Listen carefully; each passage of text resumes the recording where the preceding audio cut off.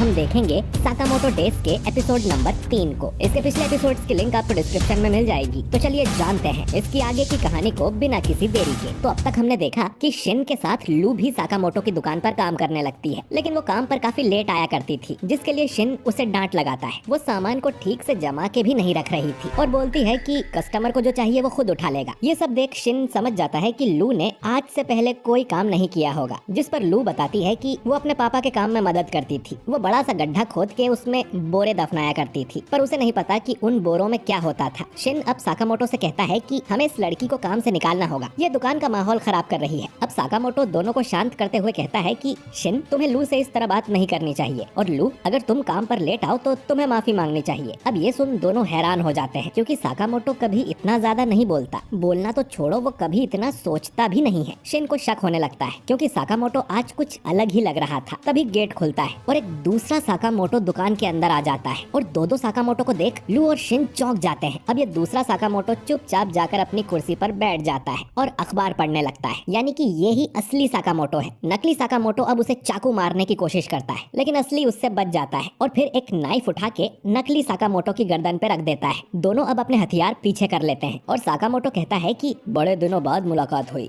Nagumo, और वो नकली साकामोटो अपने असली वाले रूप में आ जाता है। इसका नाम नागुमो है और इसके पास ये एबिलिटी है कि ये किसी का भी रूप ले सकता है। और तो और शिन इसका माइंड भी रीड नहीं कर पा रहा था। नागुमो अब इन दोनों को बुद्धू बनाने के लिए इन पर हंसने लगता है, जिसके लिए वो इसके सिर पे एक लड्डू उगा देते हैं। नागुमो अब इन्हें बताता है कि वो सामने वाले सुपरमार्केट में काम करता है और साकामोटो का दोस्त है, और वो सिर्फ 18 साल का है, लेकिन इनके सामने तो कोई सुपरमार्केट था ही नहीं। अब साकामोटो बताता है कि ये एक हिटमैन है, हम साथ काम करते थे, और ये 27 साल का है। यानी उसने फिर से लू और शिन को झूठ बोला था। वो फिर से उसकी धुलाई करते हैं और एक कुर्सी से बांध देते हैं। नागुमो बताता है कि साकामोटो के सिर पे इनाम रखा गया है, पूरे 1 बिलियन येन का। लू और शिन को ये बात भी झूठ लगती है, लेकिन नागुमो कहता है कि ये सच है। जेएए ने कल ही ये बात डिसाइड की है। जेएए का मतलब है Japan association of assassin. Nagumo आगे कहता है कि इनाम के बारे में अभी कुछ लोगों को ही पता है, लेकिन ये खबर कल तक सबको पता चल जाएगी। तभी एक आदमी यहाँ पिज्जा की डिलीवरी करने आता है, लेकिन शिन उसके मन की बात सुन लेता है। वो असल में साकामोटो को मारने आया था। ये आदमी भी एक हिटमैन है और इसका नाम है पिज्जा नाकाजिमा। ये आदमी अब नागुमो की गर्दन पे कटर रखता है और उसे मारने की धमकी देता है, लेकिन साकामोटो और लू तो मजे से पिज्जा खा रहे थे और वो उस पर ध्यान ही नहीं देते। तभी नागुमो अपनी कुर्सी से उठकर नाकाजिमा पर रियर चौक लगा देता है, जिससे वो मरने ही वाला था, लेकिन साकामोटो उसे रुकने को बोल देता है। नागुमो साकामोटो के नो किलिंग वाले रूल का मजाक उड़ाता है और कहता है कि ये तो मामूली हिटमैन था, लेकिन नागुमो के जैसे हिटमैन आ गए तो क्या साकामोटो बच पाएगा। नागुमो कहता है कि वो मजाक कर रहा है और उसका ग्रुप इस मामले में दखल नहीं देगा। असल में नागुमो द ऑर्डर नाम के ग्रुप का हिस्सा है, जिसमें ये लोग दूसरे हिटमैन्स को मारने का काम करते हैं, और साकामोटो भी इस ग्रुप का हिस्सा रह चुका है। नागुमो अब यहाँ से जाने लगता है। साकामोटो उससे पूछता है कि मेरे मरने से किसी को क्या ही फायदा होगा। नागुमो कहता है कि पता नहीं, हमें तो बस मिशन पूरा करने से मतलब होता है। और रिटायर होने के बावजूद साकामोटो ने कुछ माफिया ग्रुप्स की पिटाई की है, जिससे कई लोगों की नजर उस पे पड़ गई है। ये पिज्जा वाला तो नूब था, लेकिन अब इससे भी खतरनाक लोग साकामोटो को मारने आएंगे। इसके बाद नागुमो उस पिज्जा वाले को उठाकर यहाँ से चला जाता है। शिन उसे रोकने की कोशिश करता है, लेकिन वो गायब हो चुका था, और शिन सोचता है कि क्या वो हमारी साइड था। उस पिज्जा बॉक्स पर एक कैमरा लगा हुआ था, जिसके जरिए हिटमैन का एक ग्रुप साकामोटो को देख रहा था। इस ग्रुप का नाम दोनदेनकाई है। वो बात करते हैं कि इस मोटे पर सच में 1 बिलियन का इनाम है। इससे ज्यादा खतरनाक तो वो नागुमो लग रहा था। इनका लीडर कहता है कि हमें साकामोटो को कम नहीं आंकना चाहिए और उसे मारना इतना आसान नहीं होगा। आखिर वो ऑर्डर ग्रुप का हिस्सा था। बाकी लोग कहते हैं कि ऑर्डर तो बस सुनी सुनाई कहानी है और ऐसा कोई ग्रुप नहीं होता था, और वैसे भी साकामोटो को रिटायर हुए 5 साल हो गए हैं, तो उसे मारना इतना मुश्किल नहीं होगा। तभी साकामोटो कैमरे की तरफ गन पॉइंट करता है और उन सबसे कहता है कि अगर तुम मेरा पीछा करते रहे तो मैं तुम्हें नर्क की सैर करवाऊंगा। इतना कह के वो कैमरे को शूट कर देता है। अब शाम को शिन और साकामोटो बात करते हैं कि कुछ दिन उन्हें छुप कर रहना चाहिए, पर तभी साकामोटो की वाइफ और बेटी यहाँ आ जाते हैं और वो कल के लिए बहुत एक्साइटेड थी। और अब साकामोटो को याद आता है कि कल तो उसे इन दोनों को थीम पार्क में घुमाने ले जाना था। अगले दिन ये सभी थीम पार्क में जाते हैं और अलग अलग राइड्स में बैठने लगते हैं। साकामोटो और लू को तो राइड्स पर बैठने में बहुत डर लग रहा था। हाना कहती है कि ये पार्क बहुत बड़ा है और इसमें शुगर बनी नाम का एक मैस्कॉट है, जो कि उसे बहुत पसंद है, और आज ये लोग बहुत मजे करेंगे। वहीं साकामोटो को चिंता हो रही थी कि यहाँ कोई और उस पर अटैक ना कर दे। शिन अब लू से कहता है कि उनका आज का मिशन साकामोटो को प्रोटेक्ट करना है, और ये भी कि उनकी फैमिली अच्छे से एंजॉय कर सके। लू पूछती है कि यहाँ तो इतने सारे लोग हैं, हमें पता कैसे चलेगा कि इनमें दुश्मन कौन है। अब शिन बताता है कि उनके आसपास अभी तो कोई दुश्मन नहीं है। वो अपने आसपास के 30 मीटर की रेडियस तक दिमाग सभी लोगों के दिमाग पढ़ सकता है। अगर कोई मर्डर करने के इरादे से आता है तो उसे पहले से ही पता चल जाएगा। अब लू कहती है कि क्या तुम मेरा माइंड भी पढ़ते हो ठरकी? शिन कहता है कि ऐसा नहीं है, उसे माइंड रीड करने के लिए बहुत कंसंट्रेट करना पड़ता है, जैसे कि किसी रेडियो का सिग्नल मिलाना हो। अब अचानक ही शिन को पता चलता है कि उनकी तरफ एक दुश्मन आ रहा है। वो माइक के जरिए साकामोटो को बता देता है इस हिटमैन का नाम कूरी है, जो कि सफाई वाला बन के आया था। लू हाना और एओई का ध्यान भटकाती है क्योंकि उन्हें इस सब के बारे में पता नहीं चलना चाहिए। इसके बाद वो हिटमैन साकामोटो के पास आते ही उस पे हमला करने की कोशिश करता है, लेकिन साकामोटो उसी की पेन निकालकर उसी की छाती में घुसा देता है, वो भी बिना देखे। लू और शिन तुरंत उसकी बॉडी को एक डिब्बे में डाल के यहाँ से ले जाते हैं और देखते हैं कि साकामोटो ने इस आदमी पर जानलेवा हमला नहीं किया था और ये बच जाएगा। अब एक दूसरा हिटमैन तात्सु दूर से ये सब देख रहा था। वो सोचता है कि साकामोटो के पास जाने से पहले इस शिन का कुछ करना पड़ेगा। फिर उसे एक आइडिया आता है कि वो कुछ सोचेगा ही नहीं, तो शिन उसका माइंड भी रीड नहीं कर पाएगा। अब ये सभी एक रोलर कोस्टर राइड पे जाके बैठ जाते हैं। लू और शिन सबसे पीछे बैठे थे ताकि वो सभी पर नजर रख सकें। तात्सु भी इनके सामने ही बैठा था। अब शिन तो नहीं, लेकिन लू को उस पे शक हो जाता है कि वो आदमी कुछ गड़बड़ लग रहा है। अब ये सुन तात्सु सोचता है कि इतना छुपने के बाद भी मैं पकड़ा गया, जो कि शिन सुन लेता है और तुरंत साकामोटो को बता देता है। तात्सु अब साकामोटो पर गोली चला देता है, लेकिन वो गोली उसके चश्मे से टकरा जाती है, यानी उसने बुलेट प्रूफ चश्मा पहना हुआ था। अब शिन जंप मार के तात्सु के पास जाता है और उसे लेकर रोलर कोस्टर से कूद जाता है। दोनों उसकी पटरी पे जाके रुकते हैं। शिन तात्सु से कहता है कि साकामोटो आज छुट्टी पर है और मैं ओवर टाइम कर रहा हूँ, और वो लड़ने को तैयार हो जाता है। तभी रोलर कोस्टर इनकी तरफ आता है, लेकिन दोनों उस पर से जंप कर देते हैं। लेकिन इसी टाइम तात्सु 2 चाकू शिन की तरफ फेंकता है, जिनमें से एक उसकी टांग पर लग जाता है और शिन को पता चलता है कि इन चाकू पर जहर लगा हुआ था, जिससे शिन को दिखना कम हो जाता है। ये जहर तात्सु ने खुद ने बनाया था। वो ये भी कहता है कि उसने साकामोटो की आंखों में मौत का डर देखा है। जब इंसान अपनी मौत से डरने लगता है तब वो कमजोर होता है। शिन कहता है कि साकामोटो मरने से इसीलिए डरते हैं क्योंकि वो अपनी फैमिली को प्रोटेक्ट करने के मिशन पर हैं, जिसके लिए वो कुछ भी कर सकते हैं। रोलर कोस्टर फिर से इनकी तरफ आता है, लेकिन इस बार शिन उसके ऊपर जंप नहीं करता, बल्कि उसके जरिए तात्सु तक आता है। दोनों अब रोलर कोस्टर पर लड़ने लगते हैं। शिन को दिखाई नहीं दे रहा था, तो उसे लड़ने में दिक्कत हो रही थी। तभी वो हाना का माइंड रीड करता है, जो सोच रही थी कि शुगर बनी का शो देखने में मजा आएगा। अब शिन तात्सु को पकड़कर रोलर कोस्टर से छलांग लगा देता है और दोनों शुगर बनी वाले स्टेज पर जाकर गिरते हैं, जहाँ पर एक नाटक चल रहा था जिसमें शुगर बनी गुंडे को हरा देता है। शिन अब शुगर बनी की कॉस्ट्यूम पहन लेता है और तात्सु से लड़ने लगता है। सभी लोग शुगर बनी के लिए चीयर कर रहे थे। शिन अब तात्सु की बुरी तरह से धुलाई करने लगता है। तात्सु को समझ नहीं आता कि बिना देखे ये इतना अच्छे से कैसे लड़ रहा है। अब हम देखते हैं कि ऑडियंस में साकामोटो फैमिली बैठी हुई थी और साकामोटो अपने माइंड में ही शिन को सारी मूव्स बता रहा था कि कब उसे कौन सा पंच मारना है, और इस तरह शिन बिना देखे भी तात्सु से लड़ पा रहा था। साकामोटो की बात सुनते ही शिन तात्सु की बैंड बजा देता है, वो भी बिना अपनी आंखें खोले। सब लोग शुगर बनी के लिए तालियां बजाते हैं। उन्हें पता ही नहीं था कि ये लड़ाई असली में हो रही थी, और ये एपिसोड यहीं पर खत्म हो जाता है। तो दोस्तों, मुझे तो ये कहानी काफी इंटरेस्टिंग लग रही है। आपको ये एपिसोड कैसा लगा कमेंट करके जरूर बताइए, और वीडियो अच्छा लगा हो तो